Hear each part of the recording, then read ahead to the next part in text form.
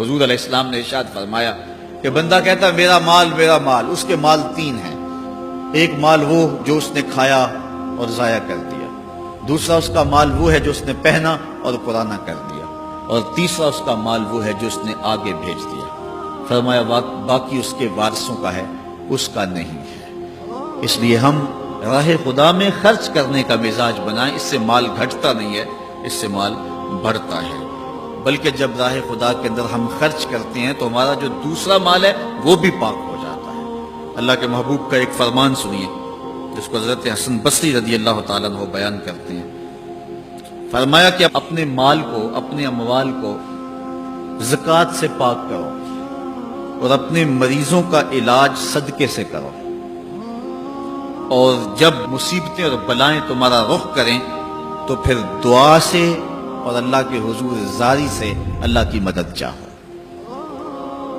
آج ہم صدقے کا مزاج بہت کم کر چکے ہیں۔ اسی زمانے میں ایسا ہوتا تھا کہ جب کوئی بیمار ہوتا تھا تو سب سے پہلا کام لوگ یہ کرتے تھے کہ صدقہ دیا کرتے تھے، ڈاکٹر کے پاس پھر جایا کرتے تھے، حکیم کے پاس پھر جایا کرتے تھے، سب سے پہلے اس کی جان کا صدقہ دیا کرتے تھے۔ صدقہ قضا کو بدل دیتا ہے، تقدیر کو بدل دیتا ہے۔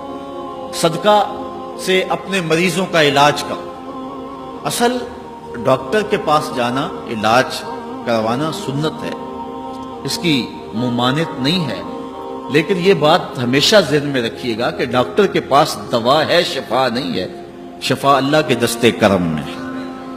اس لیے جب بھی بیمار ہو جاؤ تو پہلے صدقہ کرو اور پھر ڈاکٹر کے پاس جاؤ، اللہ اس صدقے کی برکت سے ڈاکٹر کی دوا میں شفا رکھ دے گا، کیونکہ شفا تو اس کے حکم میں ہے نا، چیزوں میں تو شفا نہیں ہے، وہ تو اس نے حکم جہاں دے دیا وہاں شفا ہے۔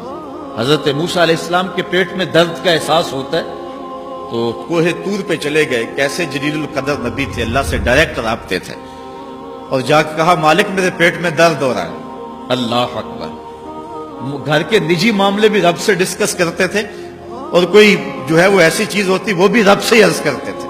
کہا میرے مالک میرے پیٹ میں درد کا احساس ہو رہا ہے، دوائی کی پوری لینی ہے تو وہ بھی جا کے کوہ طور سے رب سے ہی لیتے تھے۔ تو اللہ تعالیٰ فرمایا فلان جنگل میں چلے جاؤ، وہاں اس شکل کے پتوں کی ایک بوٹی ہے، اس کو توڑو نچوڑو، اس کا پانی پیو، تمہیں شفا مل جائے گی۔ حضرت موسیٰ علیہ السلام گئے اور جا کے بوٹی کو توڑا، نچوڑا، پانی پیا، شفا ہو۔ کچھ عرصہ بیتا، دوبارہ اسی طرح کا درد جاگا۔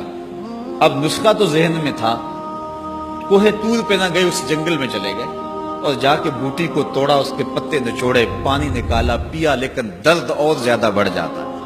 پھر دوبارہ آئے کوہ طور پہ، کہا مالک میں نے اسی درد پہ دوبارہ وہی بوٹی کا پانی پیا ہے لیکن درد بڑھ گیا ہے۔ کہا موسیٰ اب جو آئے ہو کوہ طور پہ پہلے ہی آ جاتے۔ تو عرض کی مالک بوٹی بھی وہی اور درد بھی وہی۔ فرمایا سب کچھ وہی ہے لیکن پہلے میرا حکم تھا، اب میرا حکم ساتھ شامل نہیں تھا۔ شفا بوٹے میں نہیں رکھی، شفا تو میرے حکم میں رکھی ہوئی۔ اس لیے ڈاکٹر کے پاس جاؤ، حکیم کے پاس جاؤ، لیکن شفا اللہ سے مانگو کہ شفا ہمیں دینے والا وہ ہے، وہ ایک وسیلہ ہے، ایک ظاہری طریقہ ہے۔